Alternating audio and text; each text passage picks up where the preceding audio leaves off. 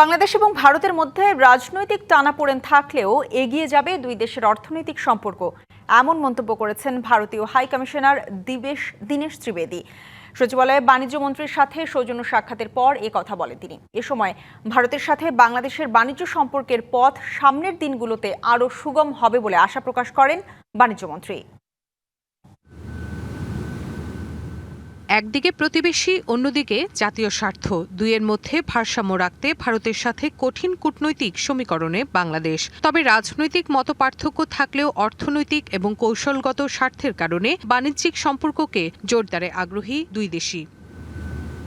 এরই অংশ হিসেবে সোমবার সকালে সচিবালয়ে বাণিজ্যমন্ত্রীর সাথে সাক্ষাৎ করেন ভারতের হাই কমিশনার দীনেশ ত্রিবেদী। আলোচনা হয় দুই দেশের সম্পর্ক এগিয়ে নেয়ার বিষয়ে। বৈঠক শেষে হাই কমিশনার জানান, অর্থনীতি যখন এগিয়ে যায় তখন রাজনীতি চলে পেছনে।